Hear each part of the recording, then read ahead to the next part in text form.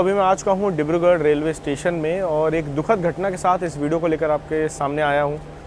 पहली चीज़ तो आज कंचनजंगा एक्सप्रेस जो हादसे का शिकार हुई है उसके लिए इमरजेंसी कॉन्टैक्ट नंबर जिनके लोग वहाँ फंसे हैं, अगर आपको कोई भी इंक्वायरी करनी है तो यहाँ नंबर में डिस्प्ले में दे रहा हूँ। तो सबसे पहली चीज़ ये आपके पास होना चाहिए, जिनकी आप मदद करना चाहते हो उन तक इन नंबरों को, हेल्पलाइन नंबर्स को पहुँचा देना। Emergency contact number Lumding Guwahati बाकी सभी स्टेशन ने आज जारी किए हैं।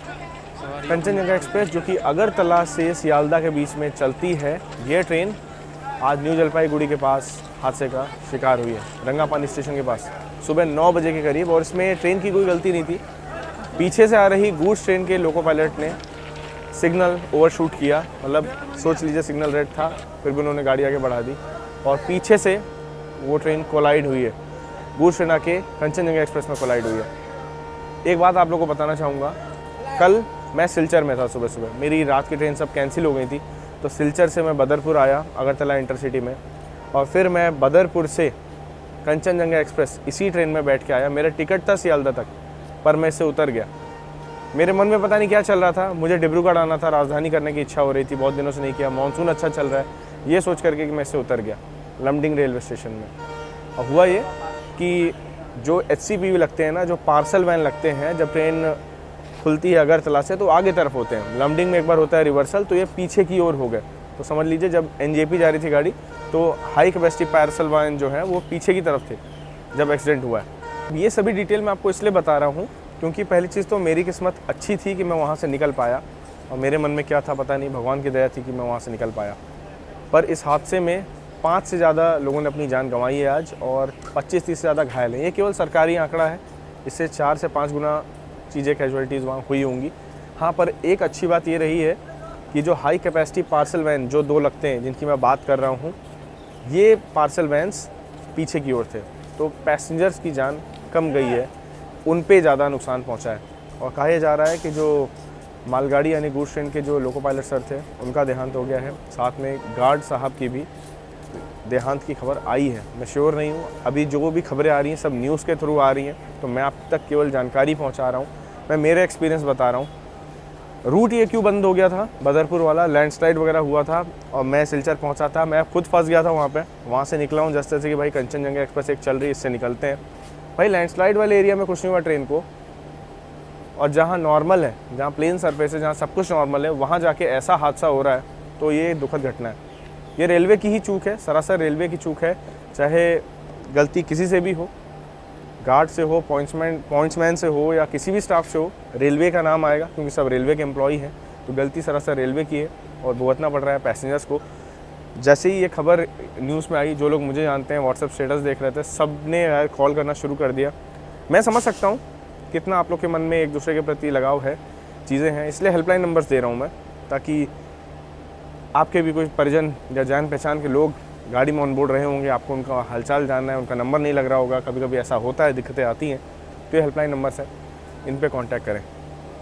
साथ साथ ये कहना चाहूँगा कि ट्रेन ट्रैवलिंग है तो इंटरेस्टिंग, सब कुछ अच्छा है, लेकिन अगर इंडियन रेलवेज़ ऐसे ही अपने हादसों का शिकार होती रहेगी तो लोगों का भरोसा खो देगी, चाहे कोरमंडल की बात हो और या हर साल जो हो रहे हैं हादसे उनकी बात हो। भरोसा जो है इंडियन रेलवे से हटता जा रहा है। मैं खुद अभी ICF ट्रेन में ट्रैवल करके आ रहा हूँ, नागालैंड एक्सप्रेस में, और जब ये हादसा सुना तो हमारा मन कर रहा था यार ICF से नहीं जाना चाहिए, क्योंकि एक के ऊपर एक कोचेस चढ़ गए थे। और जब मैं कंचनजंगा एक्सप्रेस में जर्नी कर रहा था ना, कल लिटरली बोल रहा हूँ, व्यूज़ बड़े अच्छे लग रहे थे, सब कुछ अच्छा लग रहा था, पर हम लोग डिस्कस कर रहे थे कि Kamrup express, Brahmaputra express, Kanchenjunga express, ये सब बहुत पुरानी ट्रेन है।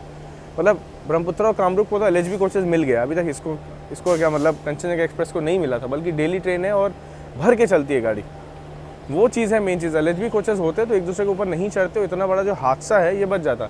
समर स्पेशल ट्रेन को रेलवे LHB कोचेस दे रहा है, और जिन ट्रेनों को ज़रूरत है वो ऐसे ही घूम रही हैं जहाँ सबसे ज़्यादा ओवर क्राउड चलता है। तो भाई बहुत सारी चीज़ें हैं जिनमें बदलाव की ज़रूरत है, बहुत सारी चीज़ों में सुधार की ज़रूरत है, और हम लोग को भी ध्यान देना है इन चीज़ों पे, अपनी बात उठानी, आवाज़ उठानी, इसलिए मैं इस वीडियो को बना रहा हूँ। इस हादसे की जो हेल्पलाइन नंबर्स है वो मेरे को आप तक शेयर करनी थी, और मेरी बात रेलवे तक पहुँचे, इसलिए मुझे ये वीडियो बनाना था कि अगर ऐसे ही हादसे होते रहेंगे तो भाई आप लोग तो भरोसा हमारा खो दोगे। साथ साथ जब आपके पास LHB कोचेस हैं तो जो भर के ट्रेनें चलती हैं, जो ओवर पैक चलती हैं, उन ट्रेनों को तो आपको देना ही चाहिए। अगर सोचिए जनरल के कोचेज़ आगे तरफ होते HCPV के सिवा, तो कैजुअलिटी की संख्या 100-150 तक चली जाती। वो तो ऊपर वाले ने दया की कि HCPV के कोच पीछे तरफ थे, 2 कोच होते थे HCPV के, वो पीछे थे, उसके बाद गार्ड का कोच था, इसलिए इतना झटका जो है वो कैजुअलिटीज़ में कन्वर्ट नहीं हुआ। फिर भी लोगों की मौत हुई है, ये तो बहुत बड़े दुख की बात है। क्या ही कहें इसके लिए। हमारी किस्मत थी कि लमडिंग में उतर गए, वहाँ से नागालैंड एक्सप्रेस ली। मन में पता नहीं क्या चल रहा था कि जर्नी में कुछ नया करना है, यहाँ तक आए हैं तो डिब्रूगढ़ भी देख ही लेते हैं। अब ब्यूटीफुल सेक्शन तो देख ही लिया था वहाँ का, एक्सट्रीम रेनफॉल में देखा था। पता नहीं वो वीडियो 1 महीने में आएंगे, कब आएंगे, क्योंकि अभी मेरे को बहुत सारी चीज़ें करनी है, बहुत सारे वीडियोज़ बनाने। पर डिब्रूगढ़ पहुँचते ही, अभी जस्ट मैं पहुँचा हूँ, यहाँ रिटायरिंग रूम में चेक इन किया है। पहला काम किया मैंने कि नहीं, ये इन्फॉर्मेशन आप तक पहुँचनी चाहिए, ये बात रेलवे तक पहुँचनी चाहिए कि लोगों का भरोसा आप लोग खो रहे हो, ये नहीं होना चाहिए। जहाँ जहाँ पॉसिबल हो सके सेफ्टी बढ़ाएं, LHB कोचेस बढ़ाएं।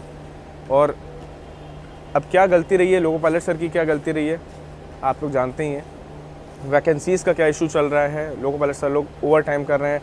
डेली ट्रैवल हैक वाले जो धनंजय भैया हैं, आए दिन पोस्ट डालते रहते हैं कि देखो कैसे लोको पायलट सर को मजबूर किया जाता है। लोको पायलट्स को मजबूर किया जाता है कि आपकी 8 घंटे 12 घंटे की जो ड्यूटी है उसको आप एक्सटेंड करो, 4 घंटे और करो, नहीं करोगे तो मेमोरेंडम मिलेगा।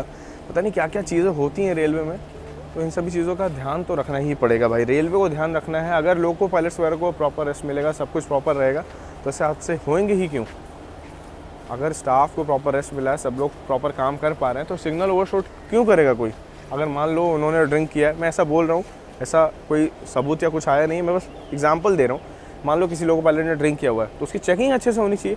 ये सभी चीज़ें होंगी तभी ना पैसेंजर सेफ रहेंगे। अगर लोको पायलट्स की नींद पूरी होगी, वो अच्छे से ड्यूटी कर पा रहे हैं, तो वो पैसेंजर सेफ रहेंगे। तो घुमा फिरा के जिम्मेदार रेलवे ही है, चाहे सिग्नल मिस किया हो या कोई भी दिक्कत रही हो। अगर पॉइंट्स भी ख़राब हैं या कुछ भी रहा हो, जिम्मेदारी रेलवे की है, रेलवे को उठानी पड़ेगी और सेफ्टी बढ़ानी पड़ेगी, वरना लोगों का भरोसा आप लोग खो दोगे।